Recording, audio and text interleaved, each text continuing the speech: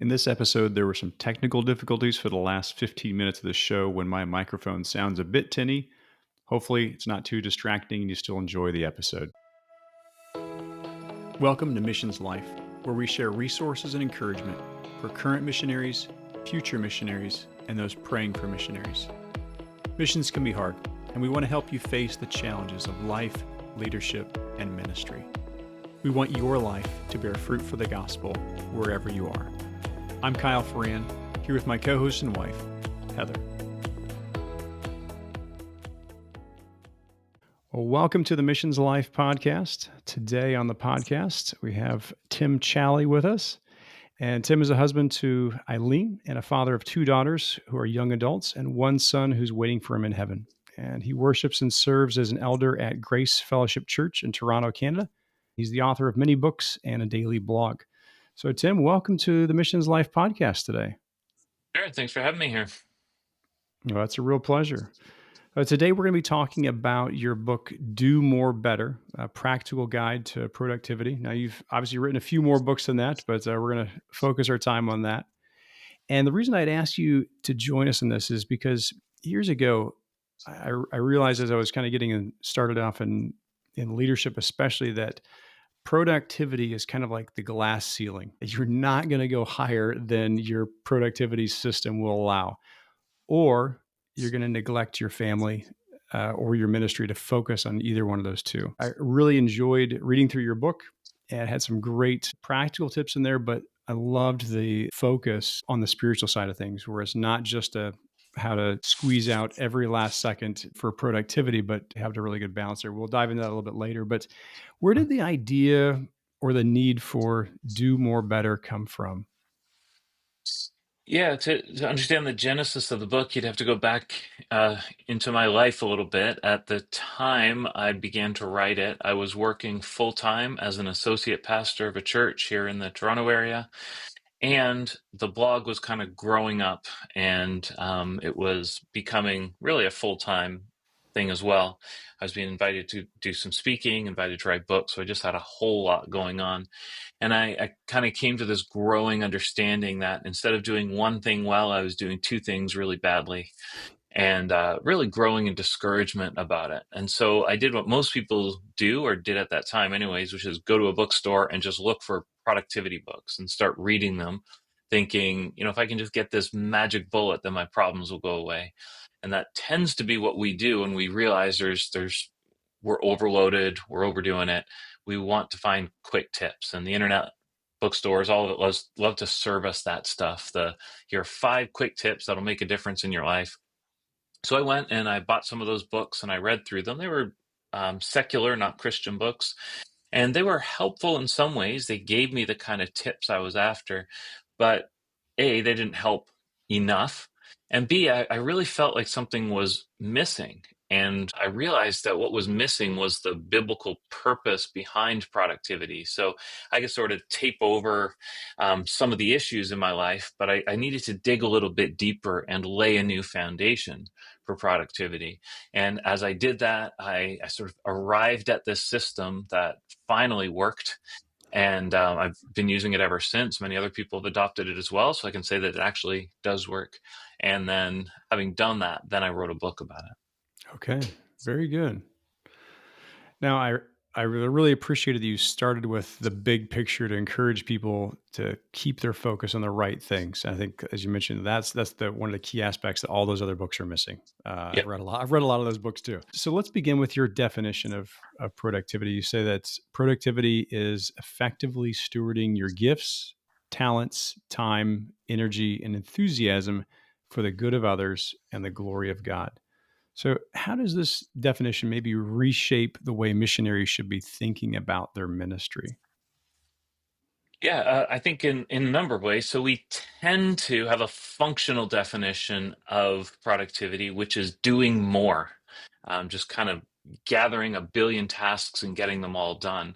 I think a Christian definition of productivity has to involve stewardship And it has to involve effectively doing the right things rather than more things. So focusing our energies on those things that the Lord has specifically called us to do. As we focus on that, probably vocation is not the first thing, right? Vocation is probably third or fourth down the road behind caring for our own selves, caring for our family, sort of moving out in concentric circles. If I don't care for myself, my own body and soul, I won't have much to give to anyone else. If I don't care for my family, I have no right to serve my church in leadership, etc. And so moving out in these concentric circles. And so it's effectively stewarding, stewardship, that biblical concept that we don't own anything in this world. Everything we have, everything we are has been entrusted to us by God, who has graciously given it to us, but then is also able to require an accounting of what we've done with what he's given. So that's stewardship. And then what are we to steward? Gifts, talents, time, energy, and enthusiasm, essentially everything God gives us. We're to receive from his hand, from his kind fatherly hand, and then turn outward beyond ourselves in love and service to others. And so I'm not productive ultimately for the sense of my own self-satisfaction or my own personal enrichment or to worship any of the idolatries in my life. I'm to be productive so that I can do good to others and understand that as I do good to others, that brings glory to God, that fulfills the purpose for which God has created me in the first place, which is to bring glory to his name. No, that's really good. I think that's something that often gets missed in our quest for productivity. It's more just kind of checking the boxes, and we can lose sight of the real purpose of it, Yeah. of why we're doing what we're doing. Right. Yeah. And again, if you go looking in the bookstore, you might find, you'll find tons of books on productivity, but they'll all miss that part, right? Hmm. They're all essentially idolatrous in that ultimately you'll be doing what you do for the sake of some other purpose other than to bring glory to God. You might bring glory to yourself. You might bring glory to your bank account or something, but you won't be bringing glory to God. And so that was the missing component. Once I put that in place, once that fit in, then it was just a sort of process of carrying on from there, and now starting to add the actual building blocks of how to be productive. Once you've answered the why, it's easy enough to Yeah, start working on the how.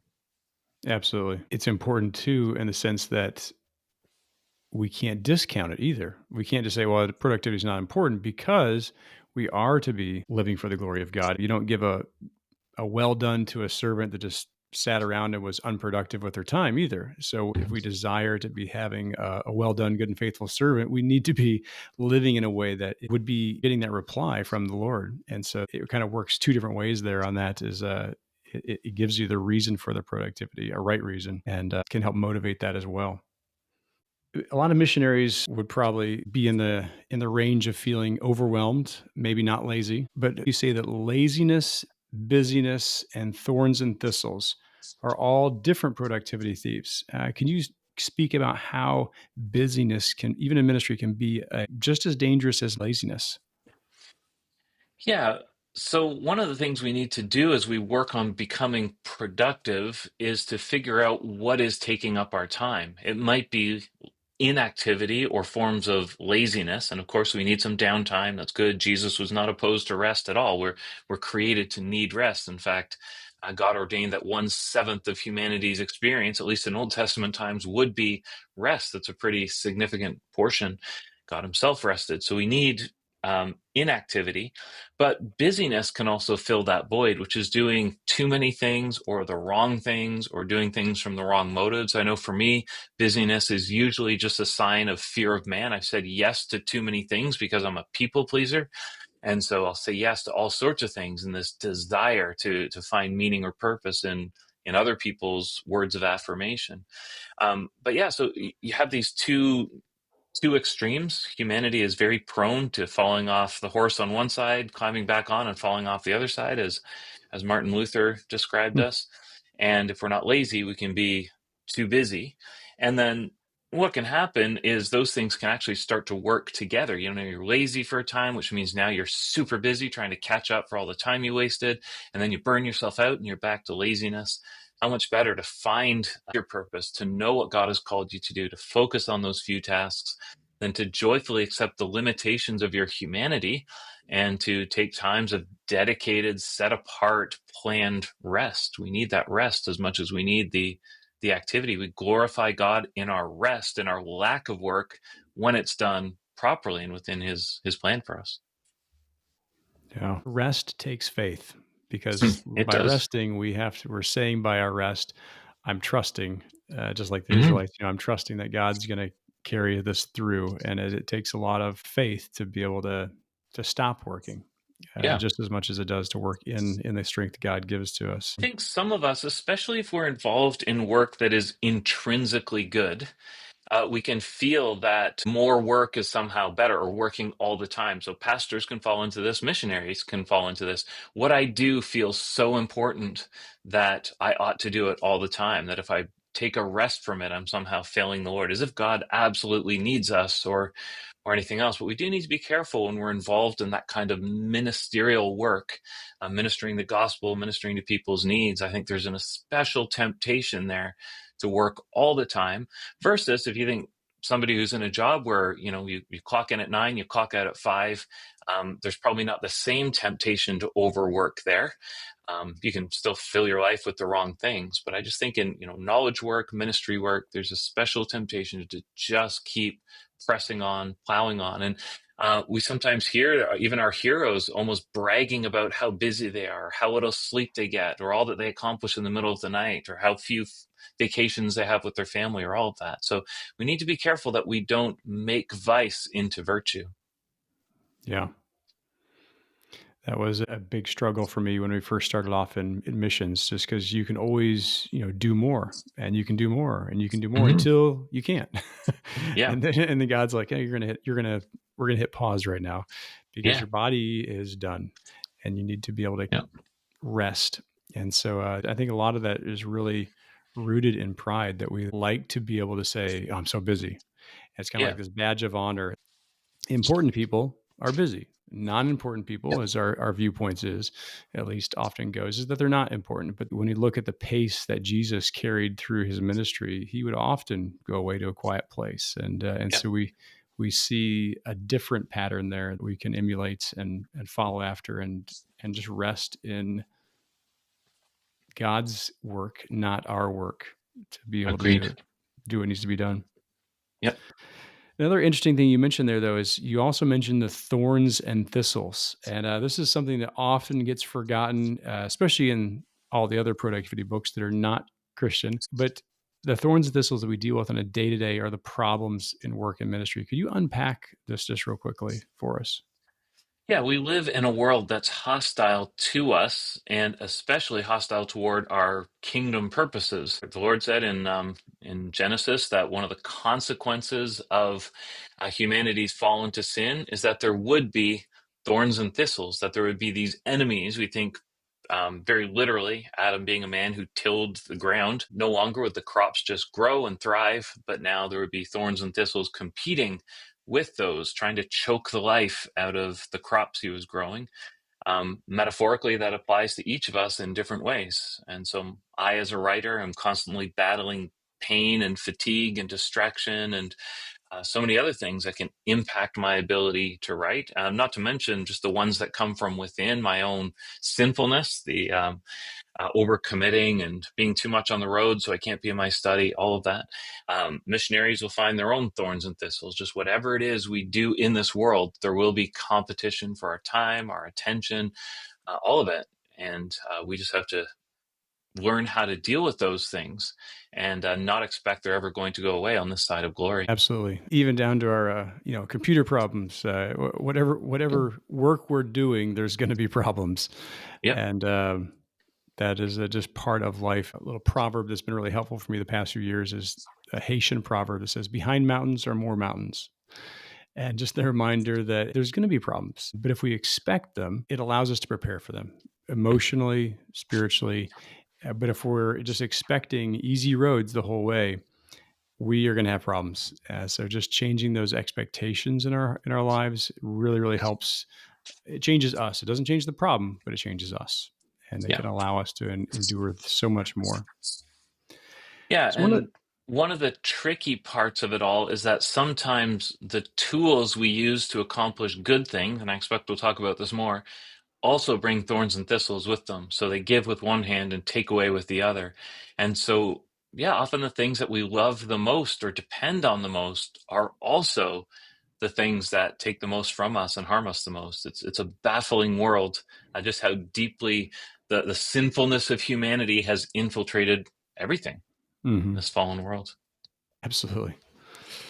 So, one of the things you wrote is the absence of productivity is first a theological problem. How would you explain this to someone who feels stuck, scattered, or just simply tired in ministry? Yeah, I think what I mean to communicate by that is that if we really want to be as productive as we want to be in our, our moments of lament or our moments of, I really want to do all things for God's glory, we need to solve it more theologically or first theologically rather than practically. So that's again where Mm. we jump onto some life hacker site or something and look for quick tips, like give me methodology I can use. And if I get the right methodology in place, then it will solve my issue. But that's putting the cart before the horse. Before we can get the methodology down, we need to get the theology down. We need to understand how our productivity relates to God and how we can draw it out of Scripture. And again, that drives us back to our big purpose as human beings to delight in God, bring glory to God for the good of other people. And so once we solve that, now I'm living my life toward the good of other people. That's why God's put me here on this earth, so I can do good to people created in his image, knowing that that in turn brings glory to God. Now my whole life has been transformed in terms of my purpose, my direction, and now I can put methodology in place that will lead me toward that. Hmm. That's really good. Very important to remember that one. Missionaries often, like as you mentioned, even in your own life, missionaries also take on too many roles. And you mentioned the idea in the book of planned neglect or intentionally letting go of good things so we can focus on the best things. How can missionaries apply this principle without feeling guilty?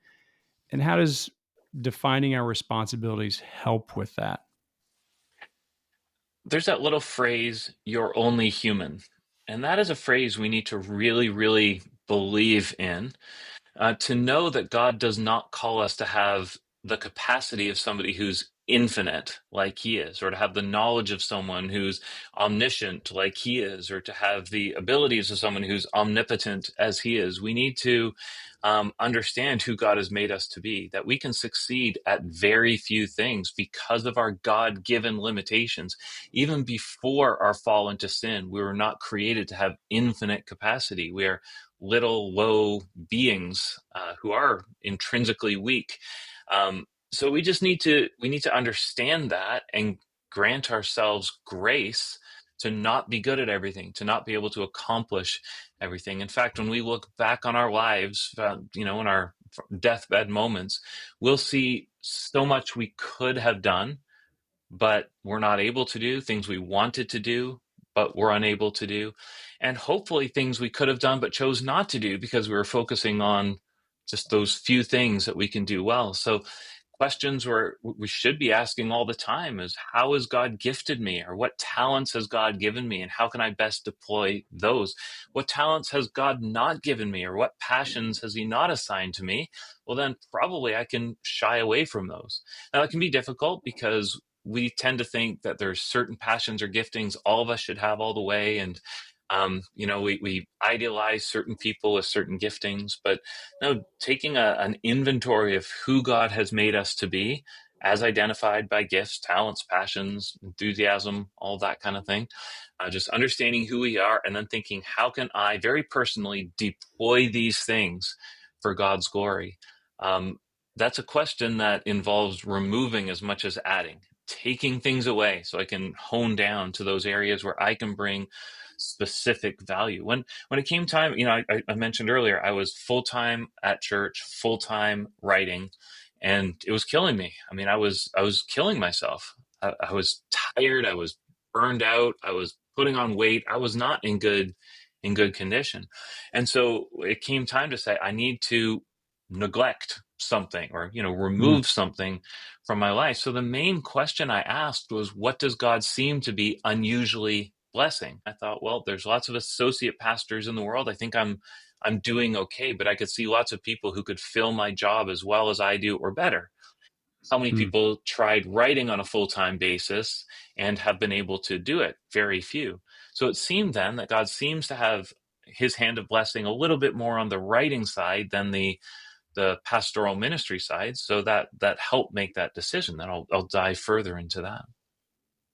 very good.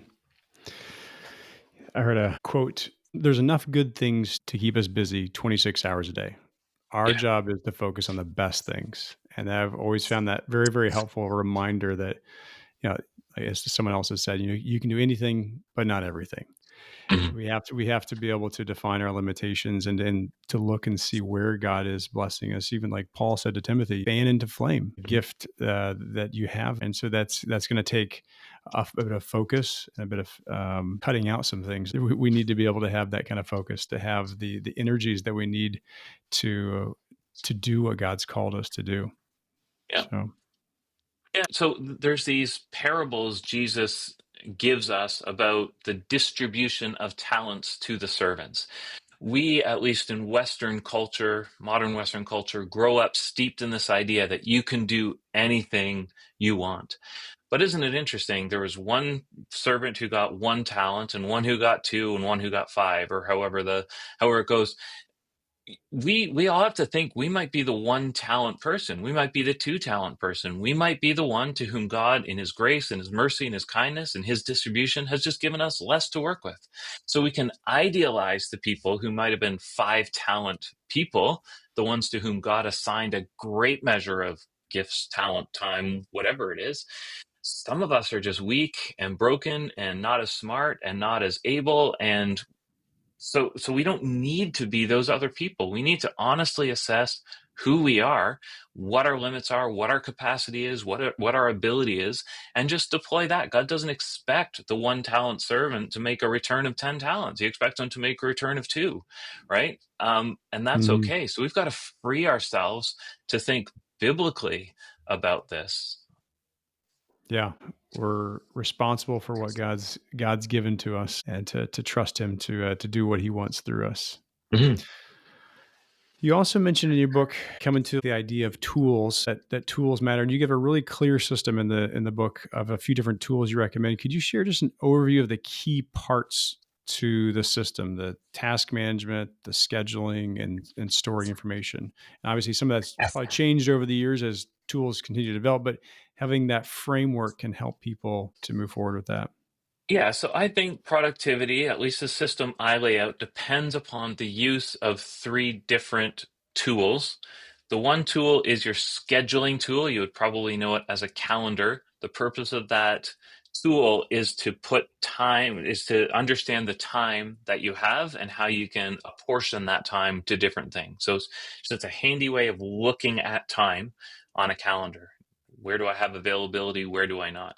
A task management tool is to help you understand what to do and when to do it. And so that's a relatively new tool that's been developed primarily through software over the last few years. And then the other tool is a storage or information management tool. Its job is to store important information for you. Part of the beauty of a good system is that you should build a system robust enough and well developed enough that you can trust it, which means you can forget things and assign them to your tools, and your tools will remember them or remind you. So if you use a task management tool well, you should not be waking up in the night thinking, oh no, I forgot I need to accomplish this or that I have this deadline.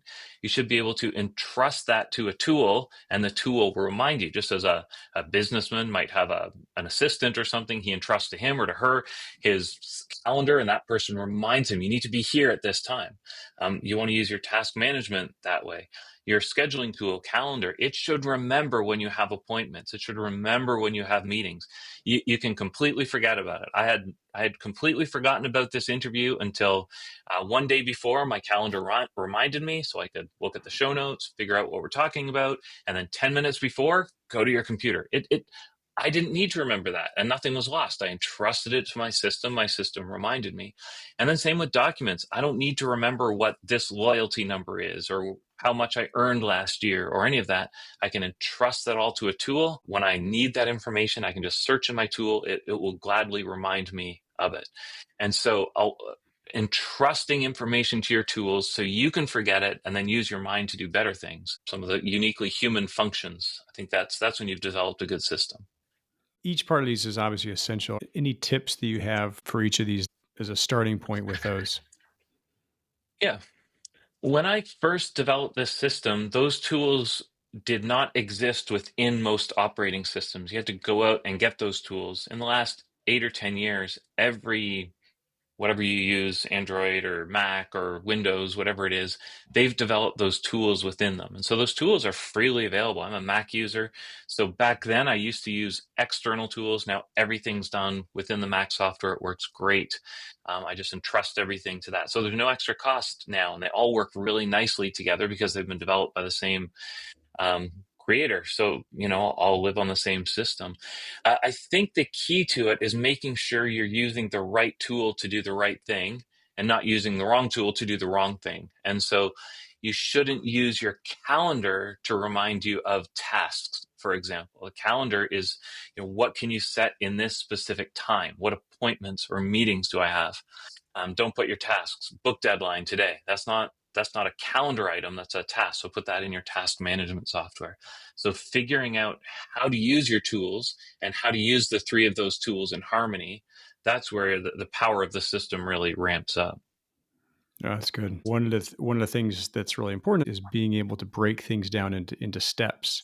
And so one of the features in most of those task management apps is you can have sub steps. And so if you have like one thing on your to-do list that's been on there for a while, that's probably because it's too big of an item.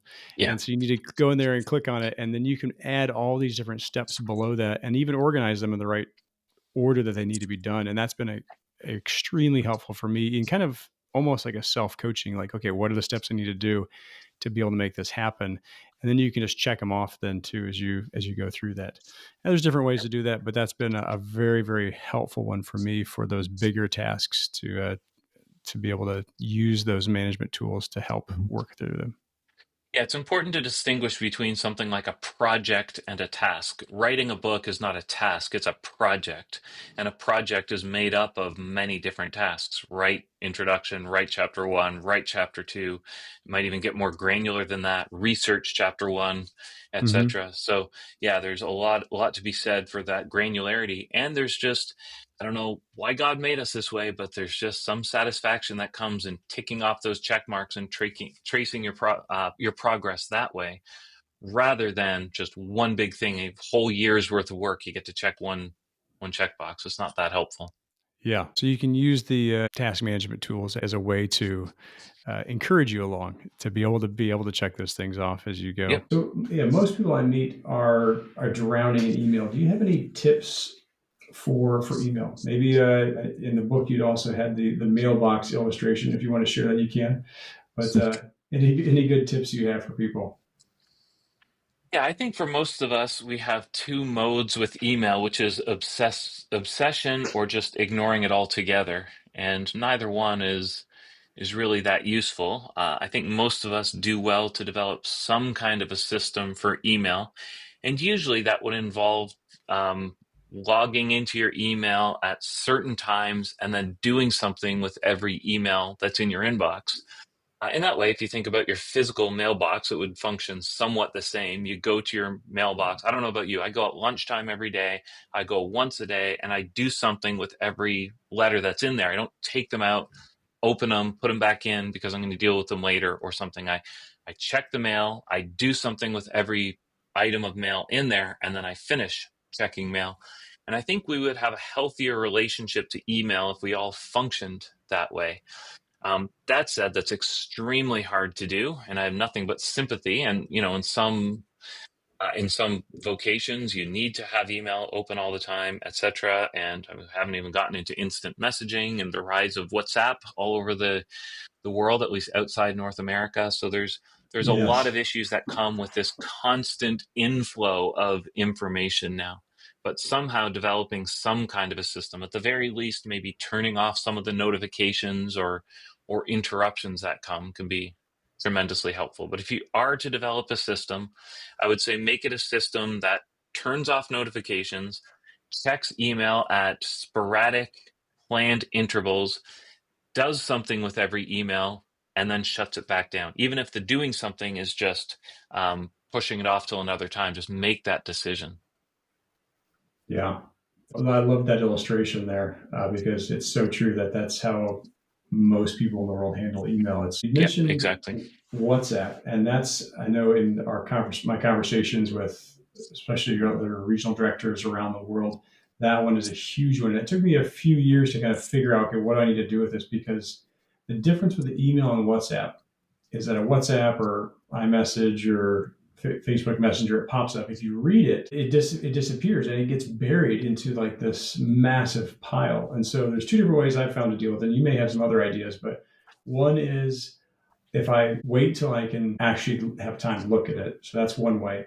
The second way is I'll mark it as unread. So it still is like blue check, or it's not fully blue checked. It has and it has a blue dot there next to it. So I know that I need to go back to it and deal with it if it's something that I didn't have time to respond to at that time.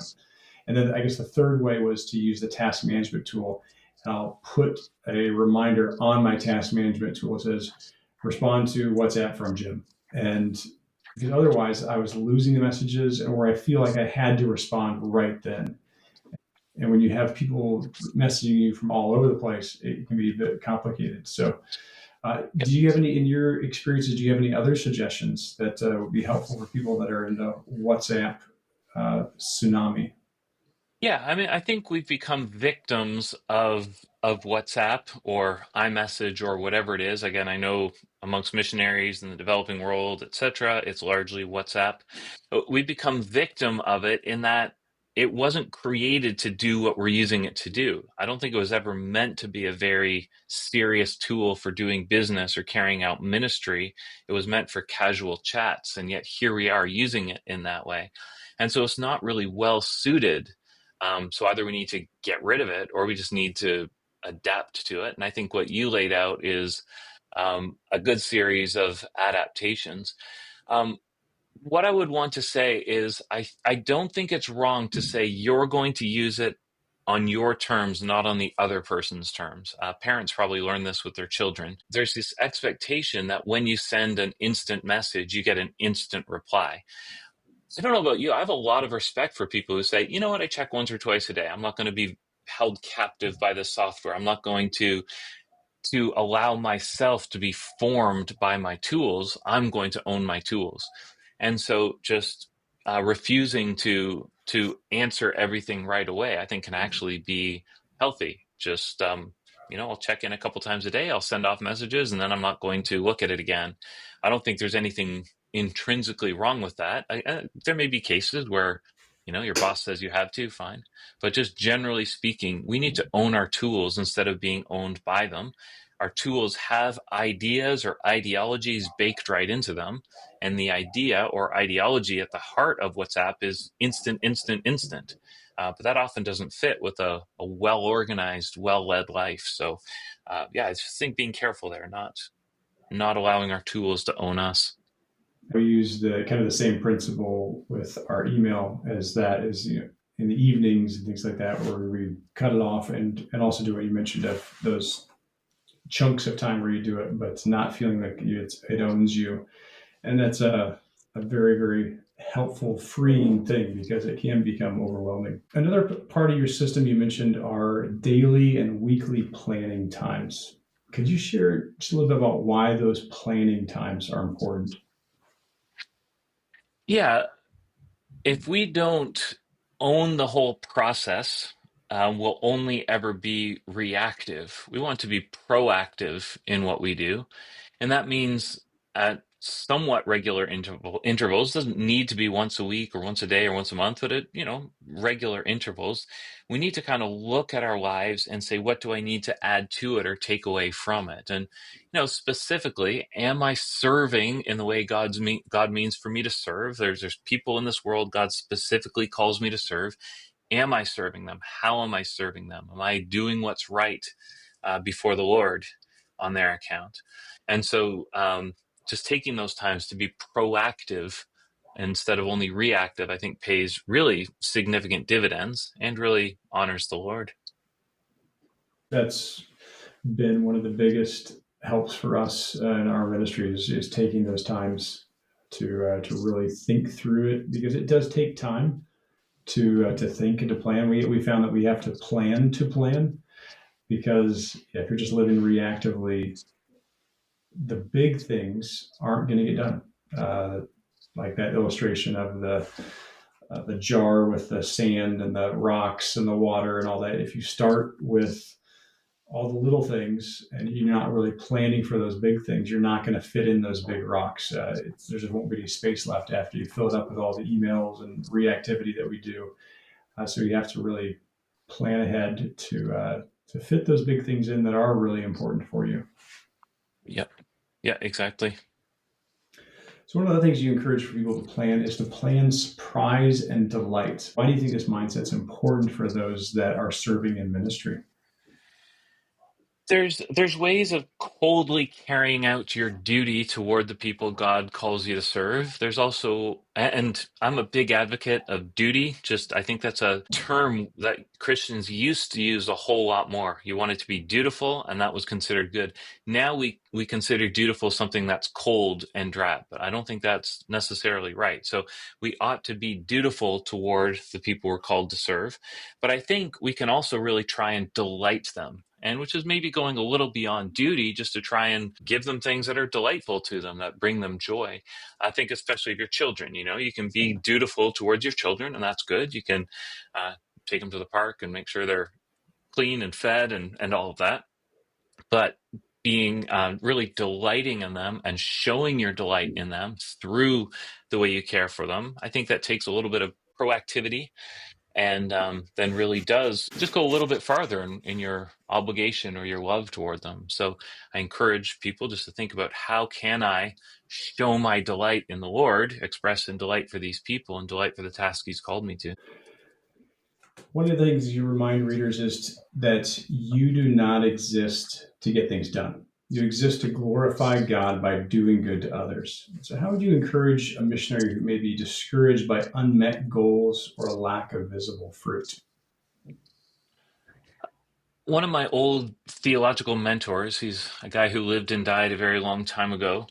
He would often say that at the end of his life, or when he goes to be with the Lord, he knows he'll have to give an accounting for all that God has entrusted to him. And at the end of it all, he expects to hear God say, "Well tried, good and faithful servant," rather than "Well done, good and faithful servant."